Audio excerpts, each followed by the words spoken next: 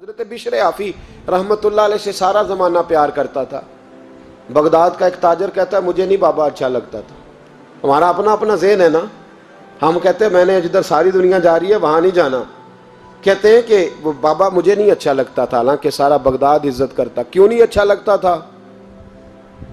کہتے ہیں اس لیے کہ بابا نہ صرف فرض مسجد میں پڑھتا تھا، باقی نماز گھر جا کے۔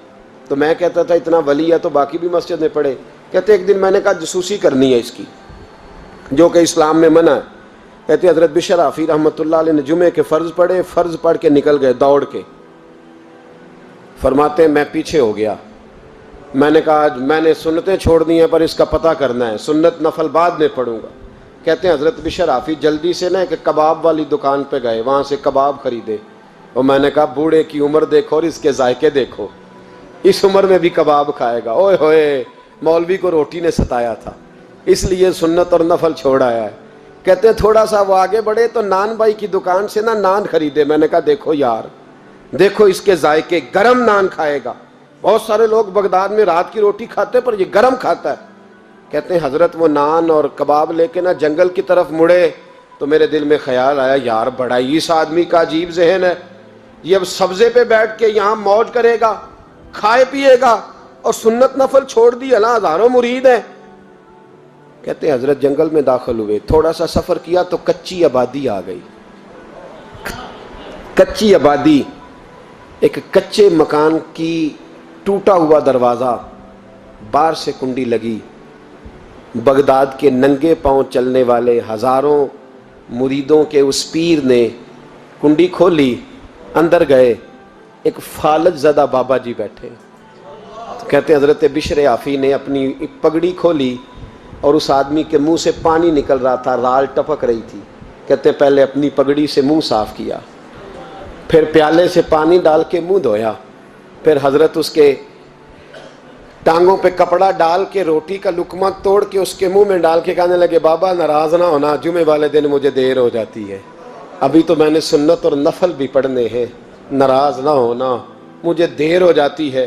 کہتے ہیں وہ بابا رو پڑا اور کہنے لگا بشر یار 14 سال ہو گئے تو روز آتا ہے، 14 سال، یہ 1 صدی کا قصہ ہے، 2-4 برس کی بات نہیں، 14 سال سے تو روز آتا ہے، میں پتہ نہیں کب تک لاش بنے پڑا رہوں گا، تو کب تک آئے گا؟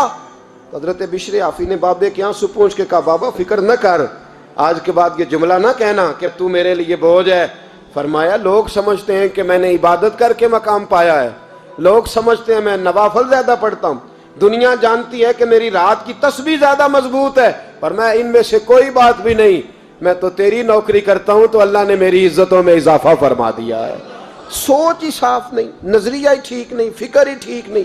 اسلام نظریے کا مذہب ہے، سوچ کا۔ مسند امام احمد بن حنبل کی حدیث سنی، حضرت انس بن مالک فرماتے ہیں جب انسان نے روزہ رکھا ہوتا ہے نا تو روح ویسے ہی پاک ہوتی ہے اس کی۔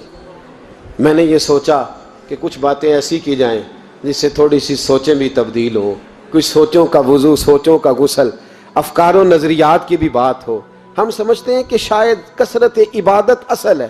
اقبال کہتے ہیں یہ ذکر نیم شبی، یہ مراقبے، یہ سرور، تیری خودی کے اگر نگہباں نہیں تو پھر کچھ بھی نہیں ہے، تیری خودی کے اگر، اور پھر عام چیز نہیں کہا یہ ذکر نیم شبی، سویرے سحری کا ذکر، یہ مراقبہ، یہ جو تو گھنٹوں اللہ کی یاد میں بیٹھا رہتا، یہ سرور، کہتے بے کیف عبادت نہیں، سرور والی، یہ ذکر نیم شبی، یہ مراقبے، یہ سرور، تیری خودی کے اگر نگہباں نہیں، اگر تیرے نظریے کو نہیں بدل سکے، تیری سوچ نہیں بدل سکے، تیرا ایمان مضبوط نہیں کر سکے، تیری خودی کے اگر نگہباں نہیں تو پھر کچھ بھی نہیں۔ اور خرد نے کہہ بھی دیا لا الہ الا اللہ تو کیا حاصل، دل و نگاہ، دل و نگاہ، دل و نگاہ اگر مسلمان نہیں تو پھر کچھ بھی نہیں، دل و نگاہ۔ اقبال کہتے ہیں ایک دل کا کلمہ پڑھ، دوسرا نظر کا کلمہ پڑھ، ان پہ پابندی لگا۔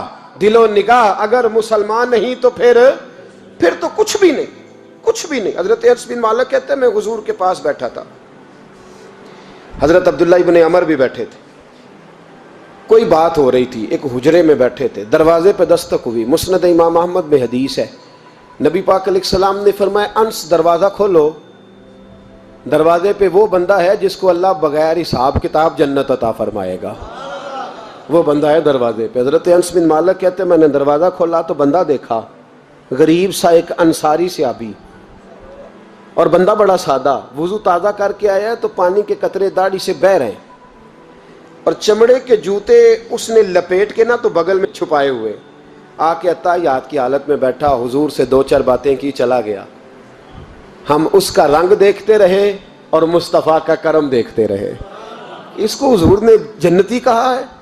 کہتے ہیں اگلے دن اسی ٹائم اسی وقت ہم حضور کے پاس بیٹھے تھے، پھر دروازے پہ دستک ہوئی، حضور نے فرمایا دروازہ کھولو، دروازے پہ وہ بندہ ہے جسے اللہ بغیر حساب کتاب جنت عطا فرمائے گا، بغیر حساب۔ کہتے ہیں دروازہ کھولا، اور جیسے ہی میری نظر پڑی، بندہ بھی وہی ہے جو کل آیا تھا، اور انداز بھی وہی ہے جو کل تھا، اسی طرح پانی کے قطرے، اسی طرح جوتے بغل میں، السلام علیکم، کل حضور فلاں بات کی تفصیل پوچھنی مجھ سے رہ گئی تھی، غلطی ہوگی، دوبارہ آیا ہو۔ اس نے اپنی گفتگو کی، چند جملوں میں بات سمیٹی، چلا گیا۔ فرماتے ہیں اتفاق کی بات کہ دن تیسرا، بندے بھی ہم دونوں، میں اور عبداللہ ابن عمر، حضرت انس بن مالک کہتے ہیں دونوں بیٹھے تھے، سیم ٹائم سیم ڈے۔ پھر دستک ہوئی، حضور نے فرمایا دروازہ کھولو، اور مسکرا کے فرمایا دروازے پہ وہ بندہ ہے جسے اللہ بغیر حساب کتاب جنت عطا فرمائے گا۔ کہتے ہیں کھل اٹھے ہمارے چہرے، باہر گئے، دستک ہوئی تھی، دروازہ کھولا۔